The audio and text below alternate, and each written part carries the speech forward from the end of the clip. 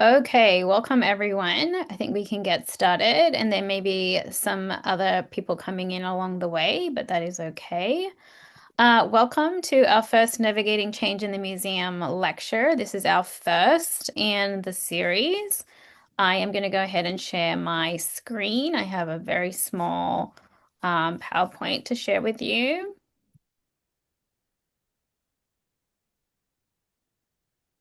Okay, so this is the topic for today's lecture. We have two speakers, Suzy Halajian and Alexis Carl Mitchell. Exhibition is Inquiry, the Goal of Our Health. And we will be hearing from them for about 30 minutes, and then we will have plenty of time for Q&A and conversation. But before we get started and before I read out their bios, I also wanted to share with you the full lineup of talks that I have organized for the spring. On Monday, we have Cecilia Fajardo-Hill, who's actually going to be moderating a conversation with the curator Cecilia Alomani. And in March, we have Chloe Haywood speaking, who's the former director of education at the Studio Museum in Harlem. Then we have Linda Komarov and Arvin Magsudlu. I think I said his name thoroughly incorrectly, so apologies. But they're going to be speaking on Middle Eastern and Iranian art on April 2nd. And then we have Dare Turner, who is the curator of Indigenous art at the Brooklyn Museum in April, and Anthony Kendall, who is the new director of the Museum of Contemporary Art in Denver. And that is actually the final talk is actually a in-person lecture. So he'll be coming to Grant Street Studios to speak on campus. So what I'm going to do for everyone for easy access is I'm going to post this poster in the chat so you can download the PDF, and I'll also post all of the various links so that everyone can have access to all of this great material. Also, I wanted to give a plug for those of you who aren't aware that we are launching a new MA in Museum and Curatorial Practices. So that is actually launching for the first time this fall. It's a fully online degree, and Cecilia Fajardo-Hill and myself are going to be running this degree. And I have also a link that I'll make available in the chat once we get started for those of you who would like to learn more about this program. We're very excited about it. So back to the main event. Navigating Change in the Museum is a lecture series that is part of the ASU LACMA Fellowship Program. It's a program that's a result of the collaboration between the Herberger Institute at Arizona State University and the Los Angeles County Museum of Art. And our fellows come from underrepresented communities and work at LACMA and other museums across the country while completing their master's degree in art history at the School of Art. And of course, some of them are here with us in conversation. So for the talk today, it's a joint talk. Suzy Halajian is a curator and writer based in Los Angeles, where she serves as the executive director and curator at JOAN. Her practice is invested in long-term collaborations with artists, critically engaging with the intersections of art, politics, and social histories. So, Halajian has curated many exhibitions and public programs at institutions such as the Los Angeles Contemporary Exhibitions, One Archives at the USC Libraries, the Hammer Museum, and Human Resources Los Angeles. Her curatorial work and writing have been supported by the Graham Foundation, the Andy Warhol Foundation Arts Writers Grant, and a Curatorial Research Fellowship from the Andy Warhol Foundation. And her writing has also appeared in many venues. And she's currently a PhD candidate in the Film and Digital Media program at the University of California, Santa Cruz. Alexis Kyle Mitchell is an artist whose work critically engages with feminist and disability studies, exploring how embodied knowledge challenges dominant narratives around health and identity. Exhibitions include Pier Gallery London, Glasgow International, Henry Art Gallery Seattle, Kunstverein Munich, Mercer Union Toronto, and screenings at many international film festivals in Europe and across the country. And also, Mitchell was a postdoctoral fellow at NYU in the Center for Disability Studies and is currently a visiting scholar in the Center for the Study of Gender and Sexuality. So I will stop my share and we can get started. Wonderful. Thank you so much, Amanda, for the kind invitation. And thank you to ASU and LACMA for this project or undertaking, and also to Alexis for working so collaboratively on this project and being engaged so deeply throughout the process. So I'm going to just start by sharing my screen, and then we'll get started. Yeah, thank you. Okay, great. Everyone can see that? The We can. Great, fantastic. Okay. So yeah, as kind of Amanda shared briefly, today we'll reflect on the project that Alexis and I developed at JOAN Los Angeles, which I'll speak a little bit more about in a second, but it's a nonprofit experimental nonprofit organization based in downtown Los Angeles. And we worked together on her exhibition, a solo exhibition at JOAN entitled The Goal of Our Health, which actually was, it opened early November and closed just last week on the 31st. So it's maybe a nice moment to reflect and think together about this project. Really, when I'm thinking about the goal of our health, I'm thinking about it as a space of a shared unfolding inquiry, as an exhibition, as a project, as a curatorial undertaking. So I'll begin by kind of situating JOAN, its mission, its history, and its curatorial approach through the chapter frameworks that very much shape our work. That'll lead me to kind of introducing the context for this specific moment with Alexis, which led into the goal of our health, which kind of I'm thinking of more as a living research project. And together we can kind of trace together its frameworks and how the work kind of shifted within the space as well at JOAN. And then we'll think through a little bit about the collaboration and the programming that helps situate the project. And we'll focus on the kind of the conversations and the screenings that developed alongside the exhibition as more of a collective study. And if any questions along the way, please, I think maybe we can kind of keep it open as well. I don't know, or maybe we should save the questions to the end. And just to go back to the kind of the slide that you're seeing when I'm thinking about exhibition as inquiry, or when Alexis and I spoke about it, we're thinking, what does it mean to organize an exhibition as a form of inquiry, especially within a small nonprofit space committed to care? That's sort of the underlying question that's guiding this talk. Under the frame of exhibition of inquiry, we want to name this as a shared reflection rather than a comprehensive overview or project. We're Joan is very much committed to kind of operating within its small shared space. That's one that's committed to care. And to really think of exhibition making not as a site of fixed outcomes, but one as an ongoing process, one that unfolds through access, through programming, through collaboration, and also very much honors the very real constraints of the institution itself. What we think a lot about at Joan is really we're not invested in kind of arriving at any conclusions, but maybe thinking of projects as places where we can create space for questions to surface over time, to really think through how people gather together, how knowledge is circulated, and how care can be practiced in relation to the artists, audiences, and the work. So, in a sense, for me and for Joan, which is a two-person operation, the exhibition functions much less of an answer and more as like a method, an inquiry shaped by context, relation, and shared responsibility. Susie, I have a quick question. Can you make your presentation full screen? I can, and I'm also looking at certain notes as I'm speaking. So let's see how we can do that. Yes. Um, okay, is this better? Because if I do full screen, I won't be able to read. I think this was the issue I was bringing up before. That's fine. Um, If you want to be able to show the full screen and also continue to read your notes, you can do a special share option where you only share a portion of your screen.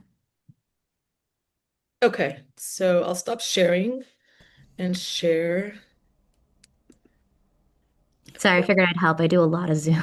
No, I appreciate it. So I'm sharing the file itself. Is that the way that is that the best way or? So when you're on your Zoom, you're gonna go to share and Mhm. you're gonna go to advanced, Oh, okay. right? And then you're gonna go to portion of screen.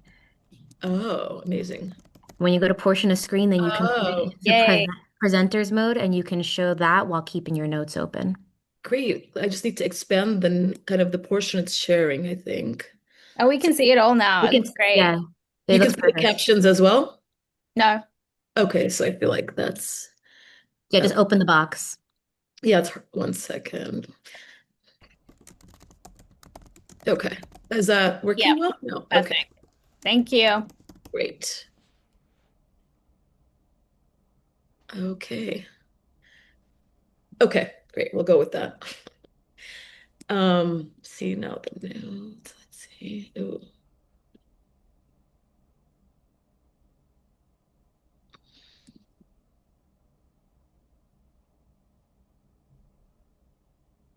okay. So that's okay now? Um, Yes. oh shit. Okay.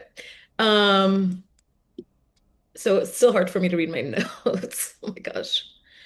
Um, If you want to go ahead and go how you had it originally, that's totally fine.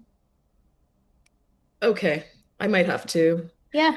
Or yeah, that's kind of what I was hoping to avoid, but it seems that's the only way. Yeah, no problem. Okay. Okay, great. Okay, we'll just move along. I know we're to be mindful of the time. Um, okay, so in this to situate Joan a bit as well as a small nonprofit space, which is very much curator run, myself as executive director, and Nawi Garcia as assistant curator, organize all exhibitions, fundraising, and kind of strategic development at the organization. It was founded back in 2015 by three founders who were deeply invested in both feminist and performance practices. And I'm just going to go through slides of past projects as I speak. We started in West Adams and since 2018 have been located in downtown LA's Bendix building, which is very much embedded within overlapping communities and creative communities, both in downtown and Koreatown and Chinatown. And that this particular context really kind of informs how we work as well. Okay. And for me, the idea is like exhibition as inquiry comes directly to how we operate at JOAN more broadly. Our mission is very much about supporting experimental practices across disciplines and working very closely with artists through the development of their own work, often at particularly key moments in their practice. When there's like an exciting moment to collaborate, there's often kind of a new commission development or a project that an artist hasn't yet been able to test out. And I think those are moments that are kind of both very incredibly exciting, both for the artist and for our small organization. And to really kind of work closely with an artist to allow their project to shift and grow throughout its development. And I think, we talk also a lot about the idea of care and access. For us, exhibitions tend to very much become as much about presenting a project and about thinking about how we can hold a process together. Um, Given our scale also, our projects very much unfold through collaboration and the public programs that we shape with the artists, right? And so we really see that as kind of an ongoing conversation that's both shaped by real constraint of the institution, right? And we're thinking about constraints, we're thinking about financial constraints, we're thinking about capacity, and we're thinking about within what ecosystems we're operating in. But we also think about kind of this collaborative mode as a place of shared responsibility, both with the artists, with our audience, and with our own organization. So it becomes very much about thinking about exhibitions, which you're seeing past images of, exhibitions by Sofia Cordova, for example, that I shared image of, or Shada Ismailova. And right now we're looking at a performance with Zina Zerner and Johanna Hedva.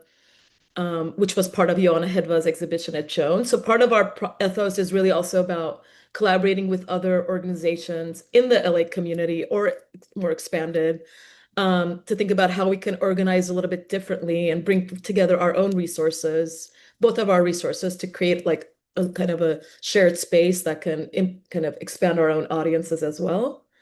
So in terms of thinking, kind of working collectively, both with artists and with spaces, such as this image, which we're seeing, as well as this project was developed with GeoYX, which was an exhibition at JOAN, but also the performance was developed with the ICA LA, which is an institution in downtown LA as well. So we're thinking about different scales of collaboration as well.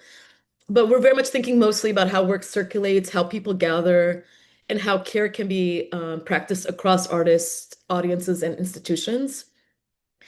And our audience is very broad. It includes artists, writers, students, educators, and broader creative publics. Many of the artists that we work with do identify as queer or BIPOC. And I say that without just naming that, but there's a very much a shared kind of ethos in terms of thinking about how space making can function with artists that are queer or identify as in other marginalized communities, as well as define themselves as BIPOC.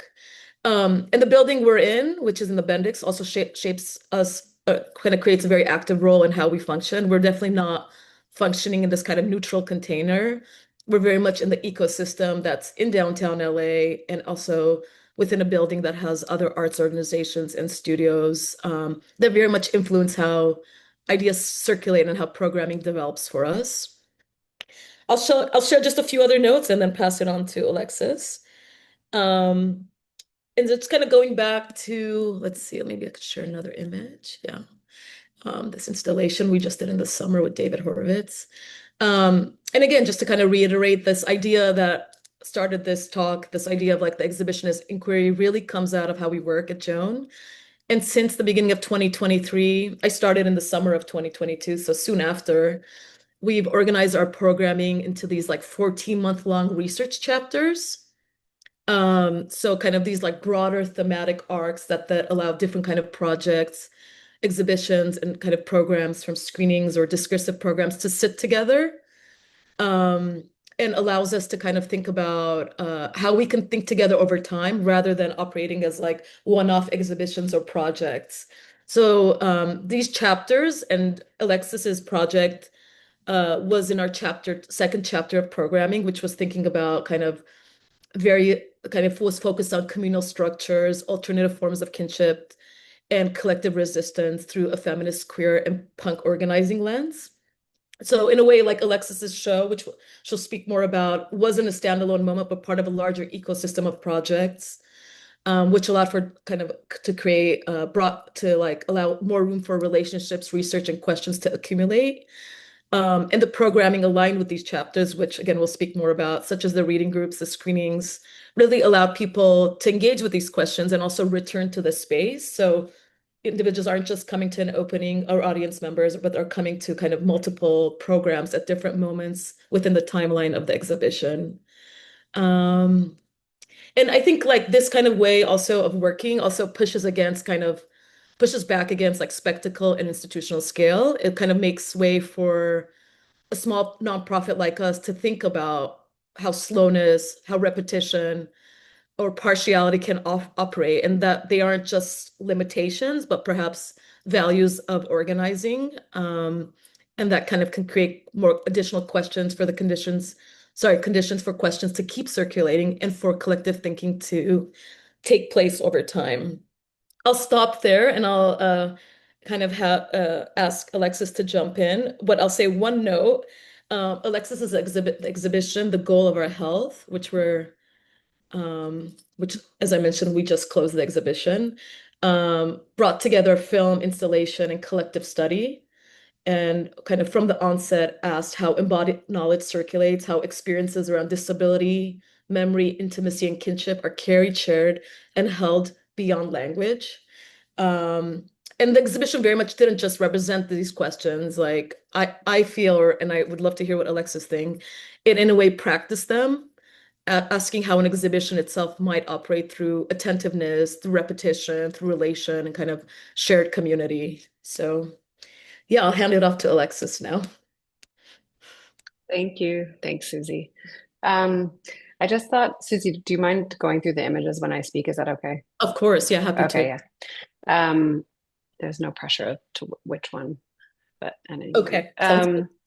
I just thought I would give a little bit of an introduction about myself and my practice, and then I can kind of go on to talk about this project with Joan. So I guess I consider myself an artist and filmmaker mainly, or my background is in film. And I've been working as an artist for almost 20 years or something. Also alongside academic practice and, well, we don't call that practice, job, and other forms of employment. So it's just to say that art practice is one of the many things that I do, and also not the way that I finance my life.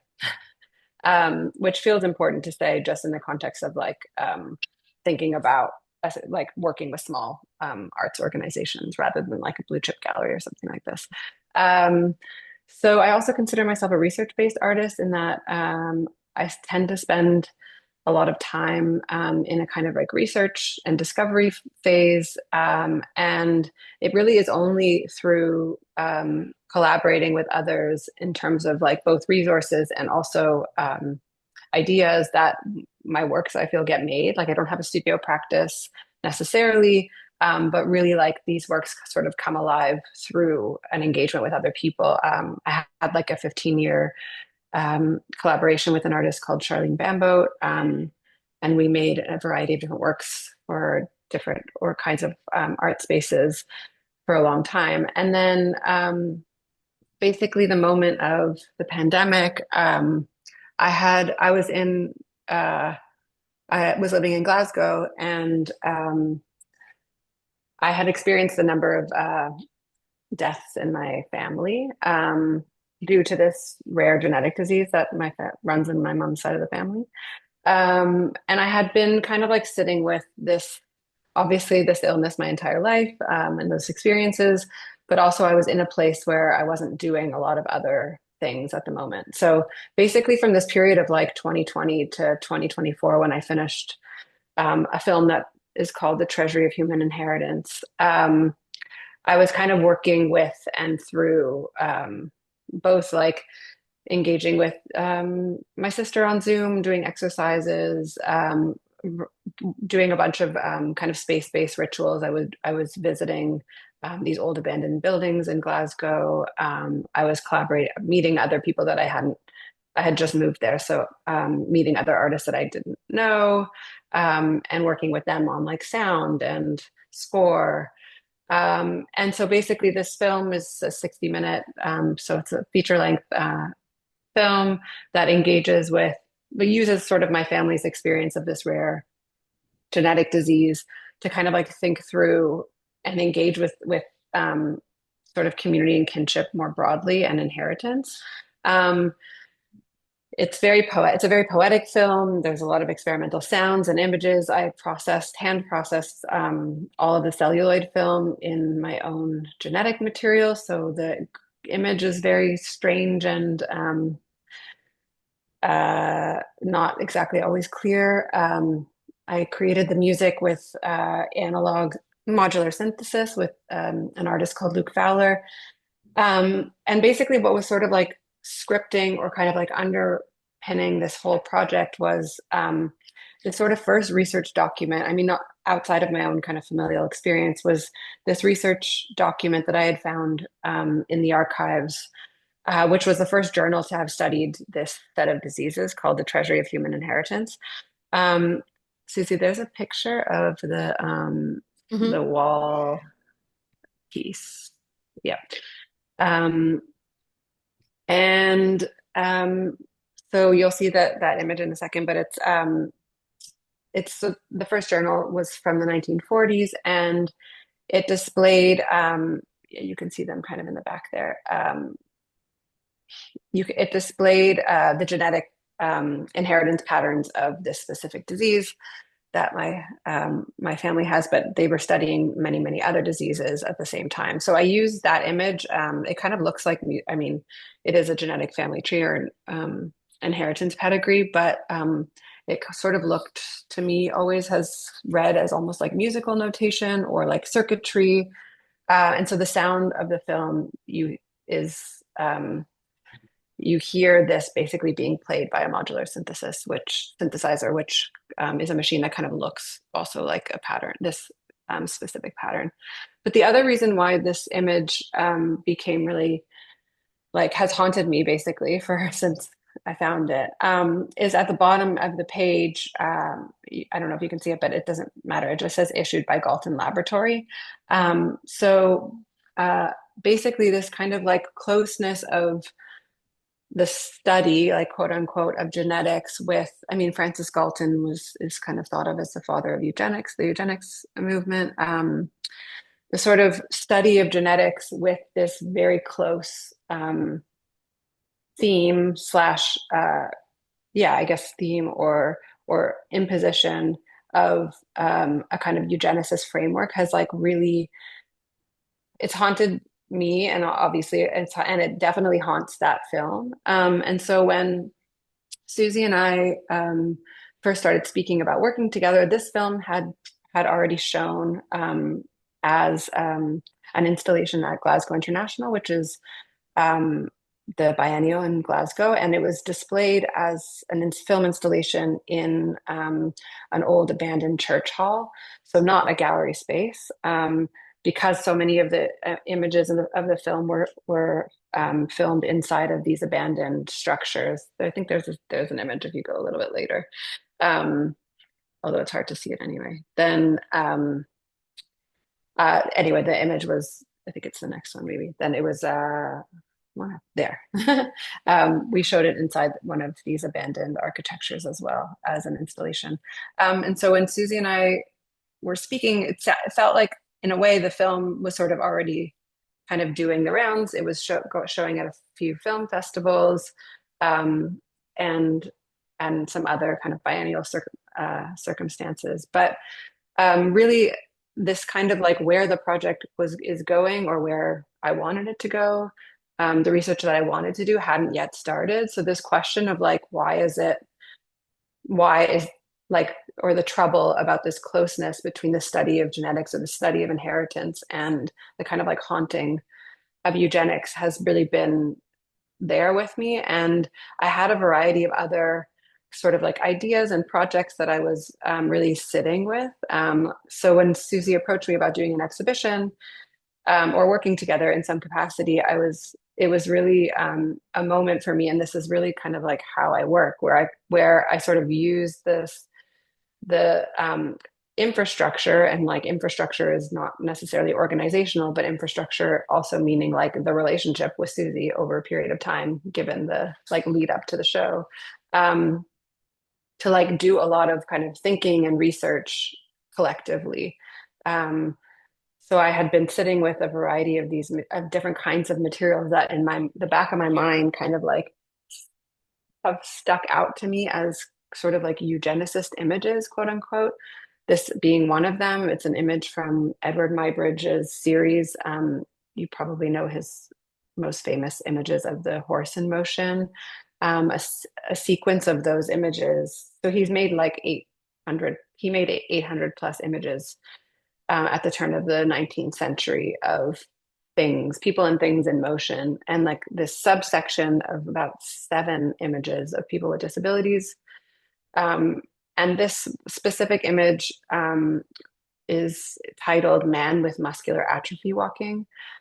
So this image also sort of like that kind of inheritance chart has haunted me for a long time because I guess given, I mean, I'm a filmmaker, so I learned about Muybridge very early in my kind of art making, but also this sort of problem, quote unquote, of muscular atrophy is like part of this genetic family disease. And so, yeah, I've been sort of sitting with this image for a long time and really thinking about how maybe these like early gestures towards like understanding things like movement or the body have been influenced by a kind of style, I guess, of eugenist type thinking.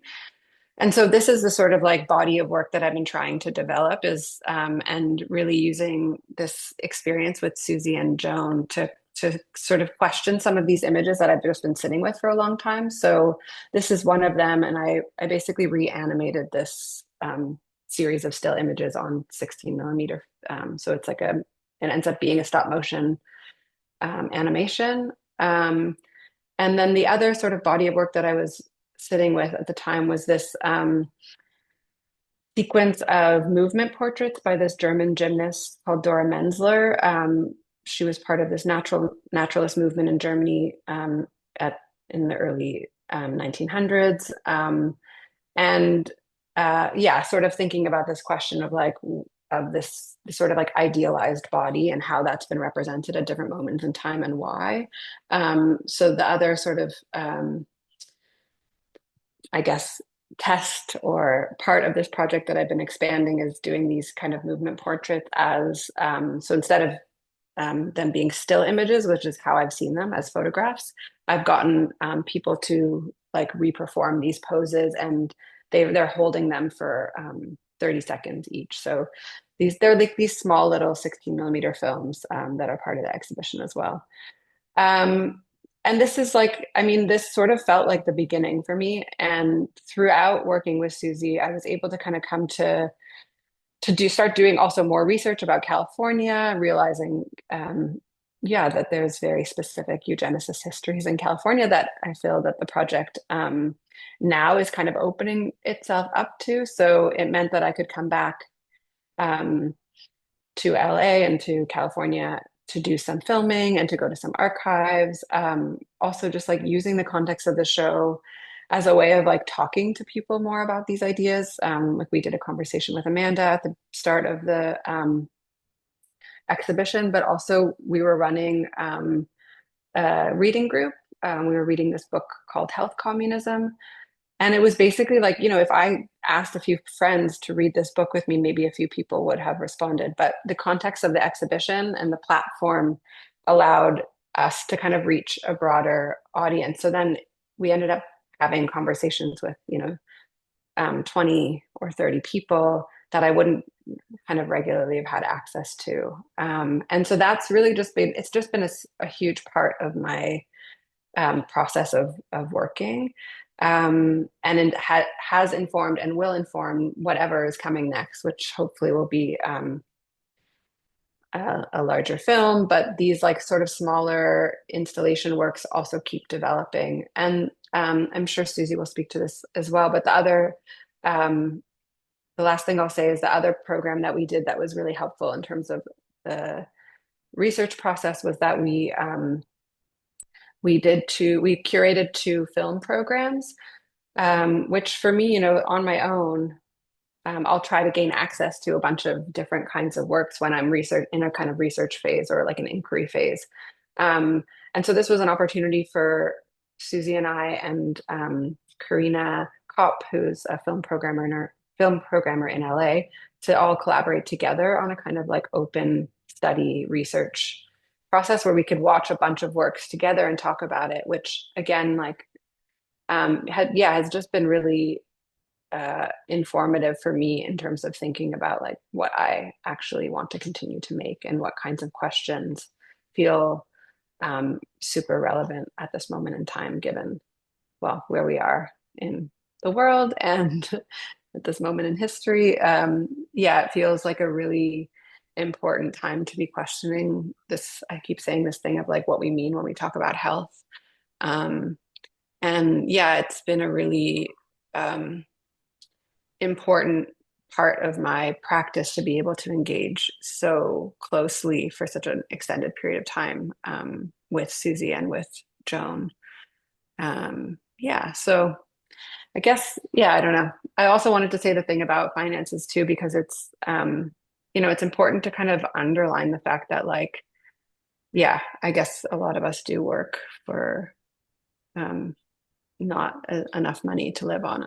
And but sometimes there are other kind of like infrastructural possibilities that are opened up through these kinds of collaborations. So yeah, important to sort of think about both those things together. Great. Well, thank you both so much. That was excellent, and such a rich presentation. I Yeah, was actually going to share a little bit more on the programs, if that's okay, if you please, want me to. please do. Yeah. Just to follow up on what Yep. Alexis already set up. Thanks, Alexis. Just to kind of echo some of the logic that Alexis shared, and that's very pertinent for our own research, but also for us at JOAN, is very much we don't kind of see the programming as something that like kind of sits alongside an exhibition, but it's actually for us, and I think I can say, including Alexis, um, it's kind of maybe more of one of the main ways that the excuse me, exhibition actually does the thinking. It's how like ideas get tested, slowed down, or complicated.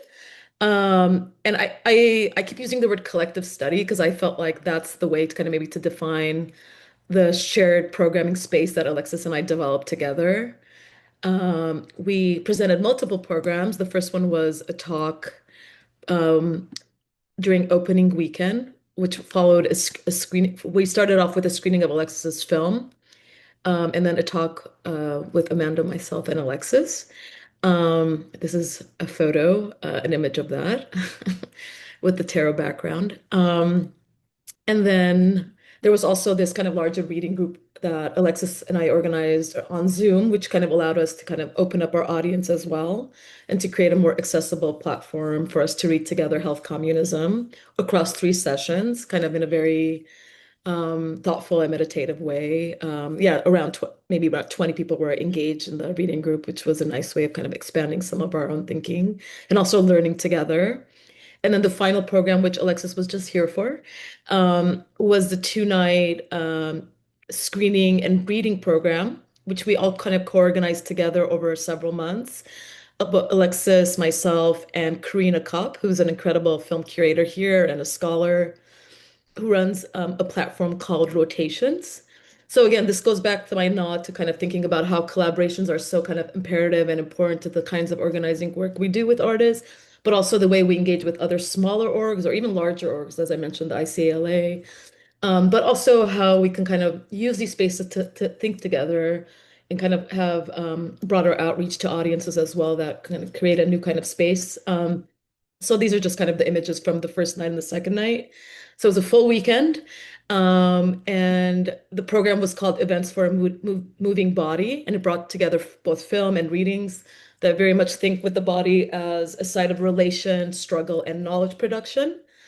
The program itself was also quite unique in the ways it engaged with both contemporary art filmmakers, but also both kind of artists. We engaged with artists' archives as well. And it brought together kind of different experimental, ethnographic, and transnational films, thinking around like queer feminist and artist cinema. So it was quite expansive in its reach. And I'm saying that because the programming really much was like guided through the experience of the show and the development of the show that then led us to think about how we can kind of expand the reach of a program like this one and bring in a thinker like Karina to, meditate on what that can look like. So these are just kind of the films that were shown on the first night, just to get a sense of the kinds of artist practices that we were engaging with, from Barbara Hammer to Jackie Duckworth to Zora Neale Hurston. So again, the temporal range is quite broad too in terms of the filmmaker's own body of work. And there was also a reading by Danielle Carr, who teaches at UCLA here, which was wonderful. And the second night, you'll see also various films from Julie Dash, to Jelena Glazman, if I'm pronouncing that correctly, hopefully. And then there were also readings by Emilia Bande, who's a brilliant artist, think writer here between LA and New York, but right now in LA, and Julie Tolentino, another brilliant artist who deals with kind of more durational body-based work that very much kind of pushes the own limits of her own physical self. And these are kind of short bios of those artists too. And I'm just kind of bringing up these programs again to tie into the nod of collaboration, but also to really think about how these programs very much moved at a different pace and kind of required different kind of attention from the audience. So the programs themselves, I feel like created a rhythm around the exhibition that very much resisted a single way of engaging the work or the project or Alexis's broader research.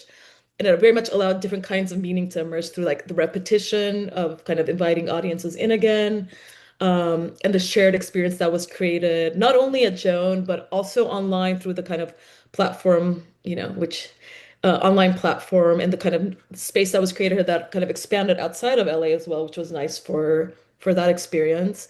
And also through our communities, in terms of a larger, broader kind of experimental film community in LA, which is quite unique.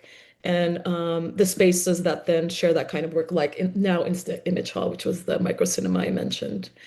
Um, yeah, maybe I'll stop there because maybe that's a good mode to stop, place to stop. Yeah, Yeah, I want to make sure we have time for questions, yeah, but I also thank you so much to both of you. I thought that was brilliant. So I want to kick us off with a few questions because I've been really intrigued by I really wanted both of you to present as part of this series because I want to talk about smaller spaces and alternative spaces. So I want to kind of kick us off with a couple of questions here about the smaller institution and about the model of working together that I think is kind of unusual and exciting in my mind. So the first question is, do you think that smaller institutions are uniquely positioned to model alternative futures for the art ecosystem? Or do you think that they face constraints that larger museums just don't have to worry about? And I guess that's more a question for Suzy, but Alexis, of course, if you have some feedback on that too. yeah, absolutely. Thanks, Amanda, for that question.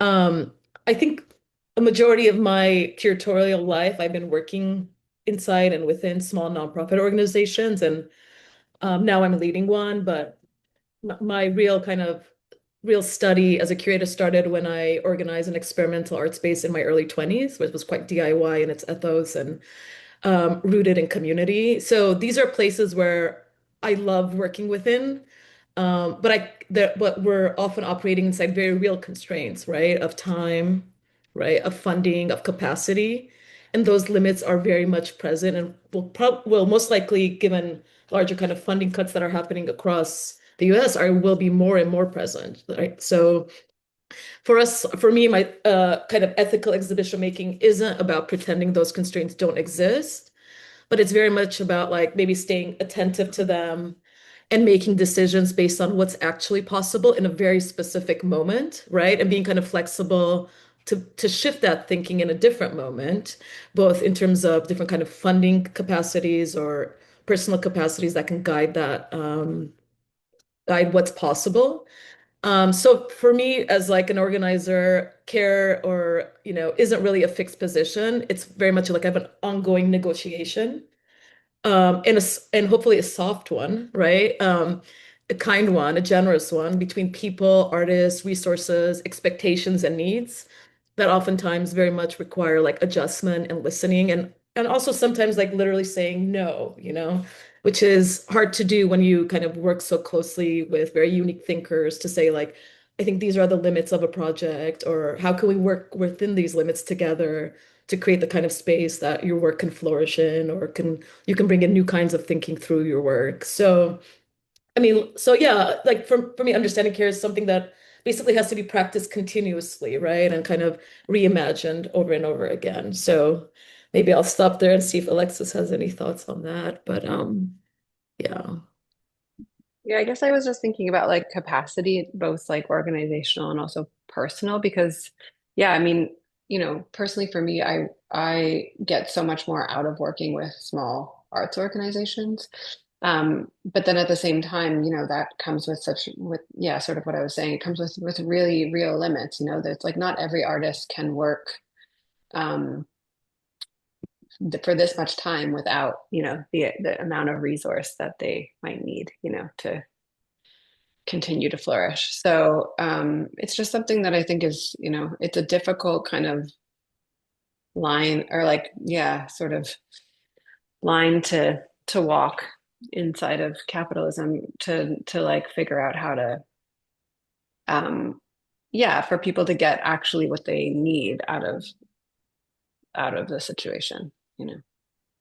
Yeah, and I'll just add that like kind of the reasons why I've been so invested in kind of these smaller models of nonprofit structures and organizing is because also like it strips away so much of the bureaucracy, which can stifle projects as well, right? It can like limit kind of other new ways of thinking about a project based on the constraints that kind of more institutional spaces can present. Oftentimes, and not always the case, but it can very, I mean, that can very much be the case in many instances. So it kind of strips those logics and it allows us to really think and experiment together, like directly, in a way that I find incredibly compelling, complex, right? And with many of the constraints that we already spoke about. But I think they're very unique spaces to operate in, and they allow different modes of collaboration, which I keep returning to, right? Sure. Um, to think about it as more of a relational process with the artist as well. Yeah. Yeah. Actually, on that note, my next question was around responsibility. Do you think that curators and artists have a responsibility to work with communities that their work invokes? And I'm wondering if that, as a smaller organization, you have more ability to do that because you don't have the bureaucracy to deal with. Yeah, absolutely. I think um, community becomes something that's always often evolving and shifting per project. We very much think about who like a specific project, new outreach that we can do for a specific project that can bring a new and that can bring other kinds of communities that would benefit from the programming that we're invested in and we're presenting and can help us think together. And I think maybe the reading group for this show became that kind of space. We were actually able to do that. People very much invested in these questions, who weren't in our direct LA community, but could help us kind of expand on that. I don't know. I think it's imperative to do that. Definitely. Yeah. And Alexis, what are your thoughts on that? You know, given that you're drawing from disability invoked themes, like what's your kind of imperative to work with community, like especially in LA, I guess, having had the show at JOAN. Yeah, I mean, just I mean, in terms of like programming and stuff, just ensuring that there's, you know, we're working with also other disabled artists um, and kind of like having more expansive ideas around access. I mean, so many of the people that like we kind of yeah, like that like kind of sort of came under the umbrella of the show are people who like think through the body in really nuanced and complicated ways and that was really, I mean, it was just so felt through the programming too. Like people like it was just a very like supportive um, environment. Honestly, as somebody who doesn't live in the city, to like come be able to um, be in a not just a space of Joan, but like a kind of expanded space of Joan's sort of like web of reach or the reach of the show. Like it was just a very yeah, kind of very open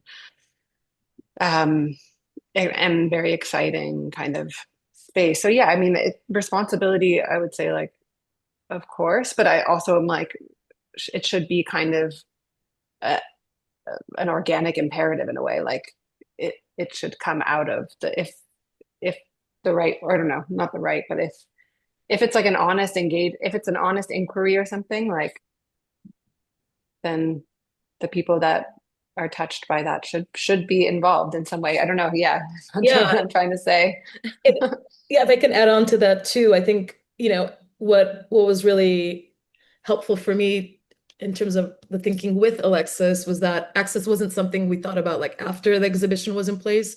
It very much shaped the project at each level. So of course, when we're thinking about access, we're thinking about physical access, of course, but also how like time was structured, how people were invited to participate in the programs, and maybe how like our own attention, right, as like both institutional and artist wise, like how our own attention was distributed across the space and the programs, right? And again, going back to that collaborative note and also how we engage with audience, right? We really thought about how we didn't want audiences to encounter the exhibition in a single way, right? So kind of we thought about these multiple programs, formats that can allow us to kind of think with other individuals together to co-produce meaning, right? And very much kind of also engage ideas around access and care that are very much embodied in the work too.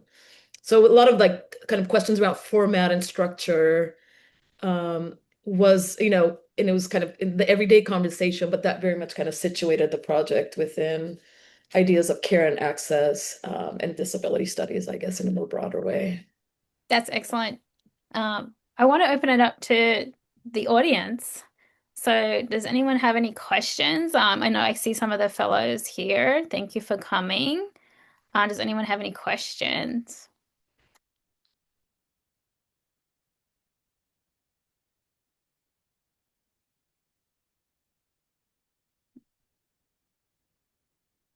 Go ahead, Nineveh. Hi. I was really curious. You've addressed this pretty thoroughly, but more specifically, your comment on punk ethos and how that factors into your work. And I'm writing my thesis on Indigenous punks and creative resistance, so I'm just would love to hear more about that and how you know, work with that at JOAN. Yeah, absolutely. I think I was referenced. Thank you for that question. It's a great question, one we should think about more.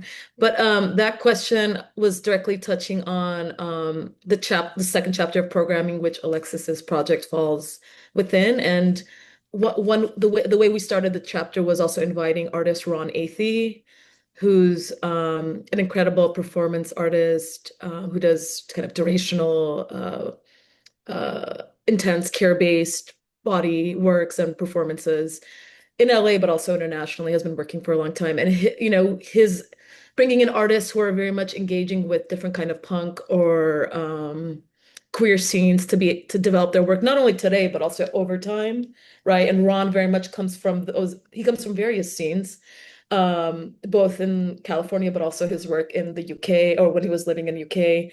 And that kind of like organizing strategy, which touches on like both DIY strategies, but also ideas based around like care and collectivity that are thought through together, right, within the communities that the work is being both presented in and developed within, um, was kind of an integral way of how we were thinking about part of the chapter unfolding, if that makes sense. So it was very much through the kinds of artists we invited. And then you'll see another image that I showed was with Zina Zerner, who's an incredible sound performance noise group.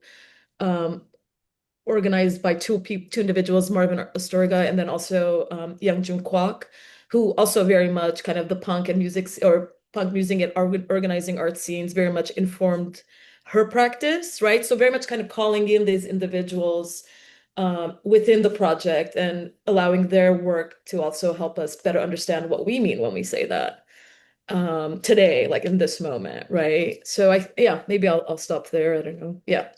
Oh, thank you. I appreciate it. I like hearing about institutions that work with that. So thank you very much. Great. Cecilia? Yes, thank you for this extremely thought-provoking and inspiring conversation. I just wanted to ask you about how do you conceptualize or embody broadly, the idea of feminism? I mean, I asked this defining myself as a feminist, but I know that it's such a complex term, has a fraught history, but at the same time has this enormous potentiality to continue into the future. But how do you think of it, and how is it embodied and enacted and performed and thought and materialized in the space? Great, thank you for that question. Yeah, I think that's a great question, and I think it's one that will never be resolved, but maybe continuously thought of and about at JOAN, because JOAN has also had many lives, right? Like it was founded in 2015 with three curators who identified as feminists, and we're looking at feminist performance practices and histories as kind of inspiration for the kind of project space they essentially found in LA, and now it's we're 10 years after that moment.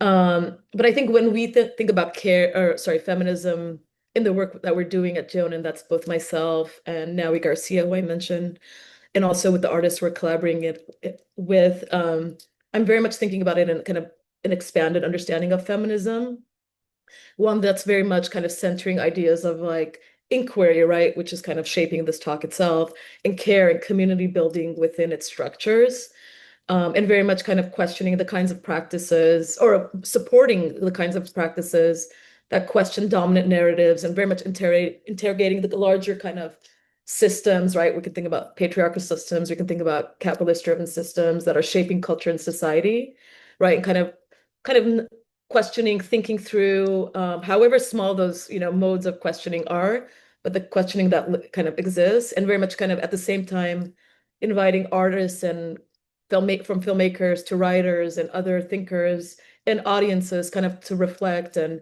imagine other possibilities to that kind of the kinds of realities that are forced upon us or that we're structurally living through. So maybe that's kind of where I situate the kinds of feminisms that JOAN is oriented towards at the moment. And hopefully that keeps expanding or it keeps shifting too.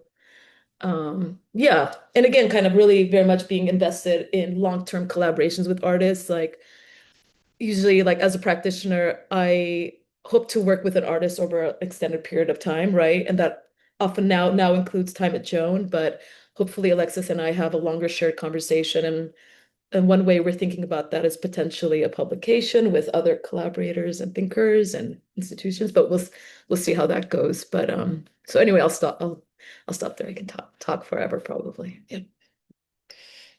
Alexis, did you have a response to that? Not anything that's more expansive than what Suzy said. It was nice to hear you reflect on that in a way, through language, because I guess, I mean, I just speak for myself, but I feel like sometimes I sort of take feminism or like a feminist gaze or a feminist angle kind of for granted. Um, and it's kind of useful. Thanks, Cecilia, for the prompt. It's like useful to actually think about like what we mean when we use certain words. But yeah, I definitely resonate very much with what Suzy was saying around a kind of like rescripting or like unearthing or unpacking of dominant discourse or dominant narratives or dominant systems. Yeah, whether that's kind of colonial or patriarchal or capitalist,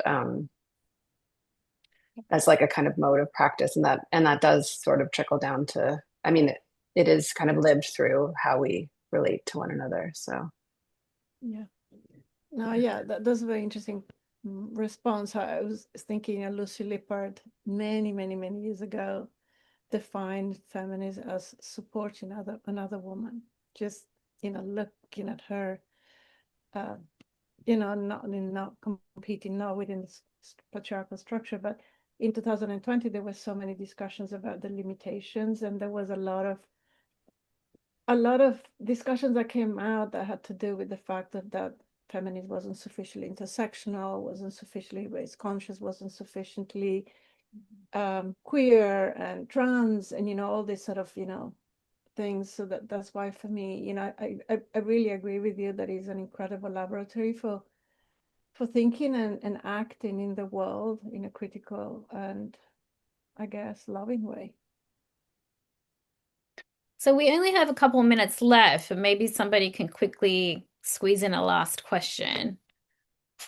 Does anyone have any questions left? Maybe I can just throw in the, oh, go ahead. Go ahead. Go ahead, Hi, Connie. this might be a longer conversation, but I just want to throw in there and maybe I can follow up with you guys.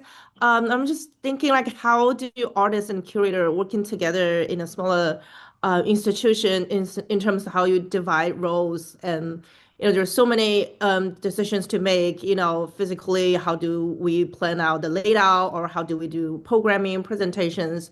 And in bigger institutions, there's so many departments, but then with smaller institutions, there's limited resources. Like, I was just kind of curious to see more, hear more specific examples, and if you can share any your experience.